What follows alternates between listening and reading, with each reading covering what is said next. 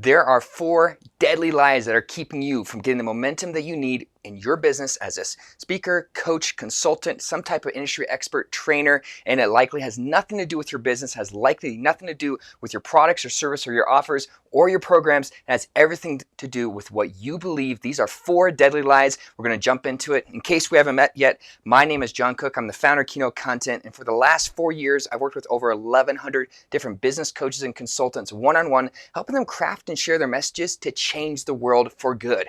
Now, as I look at all these hundreds of people, over 1,000 people I've worked with, there are these consistently 3-4 lies that keep coming up that as soon as people say, I reject that lie, I adopt this truth, and I start to believe this about myself, and I start to implement and move forward with confidence in my business, then they start to get the momentum, the results. This has happened in my own life. When I was starting out, starting out 6, 7, 8 years ago, I was believing these 4 lies in different forms, in different ways, and what I found is once I started rejecting those lies and started adopting in some truths, some beliefs about myself, and start building that confidence and getting the momentum so that I could then work with those hundreds of coaches and consultants over and over again. So the first lie that we have to reject is that I'm not blank enough. This is one where it has so many different variations of this, but I consistently see this over and over again. And it's when you say, I know this lie. I know I tell myself this. But until you get absolutely gut-wrenchingly honest with yourself about it, you will continue to let this affect you and affect your life. The I'm not enough. I'm not talented enough. I'm not known enough. I'm not educated enough. I'm not experienced enough. I'm not young enough. I'm not connected enough. I'm not resourced enough. I'm not wealthy enough. I'm not available enough from a time of scheduling, whatever it might be. Whatever the blank is that you fill this in, the I'm not blank enough, that's something you're telling yourself as if you are chasing this person in the future. And this is connected to different lies that we tell ourselves. Like one of the lies we tell ourselves is I just feel so behind. Behind according to whom? We're chasing this idea of somebody that we're supposed to be or we should be. And by the way, let's take a little tangent here. Should is one of the most shameful words that we could ever have in our industry, in even our everyday vocabulary. We don't necessarily tell it to others, but we tell ourselves, oh, I should be on time. Or I should have done that better. Or I should have done this. Should. Just is dumping shame on you in the not enough category, and it is crushing your momentum because it starts with your confidence and the identity of what you believe yourself to be. Are you innately enough? Do you believe that you have that innate being, light and love and hope that you can bring into the world unless you start with that belief that you are enough before you ever start your business, before you ever get out of bed in the morning, before you ever hop on that call or hop on that plane to go there? Unless you believe that you are enough, it's never going to be where people see that you have what it takes to be able to help them realize that they're enough too. And I'm here to tell you, I don't know what your background is. I don't know what your experience. I don't know what you might have gone through in life, but you innately are enough. You absolutely matter. And because you have some innate talents and abilities built in, saying that you may not be exactly where you want to be, but where you are right now is enough for right now. And that's great. The more that you can reject this lie, I'm not enough, replace it with the I am enough, but I'm going to be even more tomorrow and even this afternoon and next hour, the more you can say, I am enough right now, but I'm not satisfied with where I am, so I can be more enough later. The second lie is the I'm not them. I see this over and over again, especially in different industries, health and wellness space. Well, I'm not Sean T, or I'm not, like in the marketing space, I'm not Gary V, or in the media space, I'm not Marie Forleo. I'm not them. Whatever the them is, you have somebody in your mind, you're saying like, oh, I would love to be them. Yeah, but at one point, the them, they were where you are right now. And how did they go from where you are to where they are? It took time. It took guts. It took effort and energy and saying, I need the humility to learn from others. But the thing is, like, I'm not interested in creating the next Gary V. I'm interested in creating the first John Cook. For you being able to say, I'm not interested in creating the next whoever you think you should be, and be interested in saying, I'm interested in creating the first me. And what does that look like? What does it mean to be me in a way that is uniquely showing up with my full power, my full potential, so people say, yes, I'm attracted to that. I know what that looks like. I know that you can bring that unique perspective. This is what keeps so many different authors from writing books about topics that say, oh, so-and-so already wrote that book about marketing. Seth Godin wrote it about marketing. Or Jocko Willink like wrote this about leadership and from the military or whatever it might be. It's saying that is keeping you from getting your genius out into the world because, oh, they already wrote that book and I'm not them. Then where you can say, I don't need to be them because I don't have their schedule. I don't have the connections. I have my own connections. And the thing is, they don't have my connections. They don't have my schedule. What are the advantages that I can use as me that they don't have as them? And the more I can reject who the them is and more embrace who I am and who I'm supposed to be, the more I can be able to show up as myself and not try to be somebody that I'm not. So the third lie is this idea of it's too crowded. And this is what I already started to touch on a little bit. It's like, oh, somebody's already done this. And so I'm invisible because, oh, I'm just going to be another voice talking about getting out of debt or how to be a single parent or how to be able to have a healthier marriage or whatever it might be. It's oh, somebody's already done that. Somebody's already written that. And so I feel I don't show up in my full potential. I don't show up with my full genius and how I'm approaching this.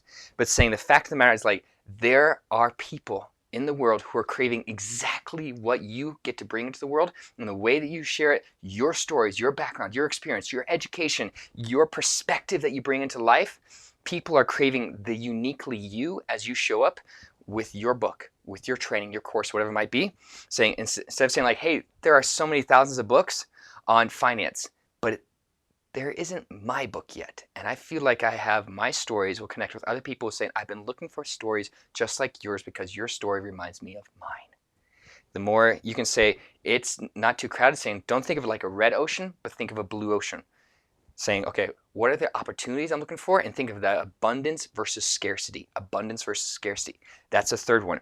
But the fourth one I really look at is, especially I see this for people who might be a little bit older, I missed my moment. YouTube is where I see this again and again and again. People say, oh, I can't start a YouTube channel because I should have really started it back in 2006 or 2007, 2008, or whenever it might be, when it really first started, 2003. Or it's going, I missed my mark. I'm too old for this now. Or gosh, that's for the kids. I can't get into TikTok because that's for the tweeners or it's for the 18s or the 25s or whatever it might be. I hear this. I'm not saying this, but I hear this from clients over and over again. I can't get into YouTube because this is the I missed my moment. Oh, I should have started 15 years ago. Again, should. We pile this on ourselves saying according to whom? There is still so many different opportunities, especially in YouTube, to be able to get your message out and make the difference. And in there, it's saying, I want to know that, yes, if I said, okay, if something goes for 2 hours and you say, oh, I missed the first 10 minutes, well, you're not going to say, gosh, I guess the next hour and 50 minutes aren't worth it. But saying, gosh, I missed the first 10 minutes, but maybe I can learn from people who were here for the first 10 minutes to help make the next hour and 50 minutes that much better. And all of these are really tied into the fact that I love the fact that you are watching this right now tells me that you are wanting to grow, that you're wanting to see momentum, you want to see results, you want to see whatever that future is that you can create it.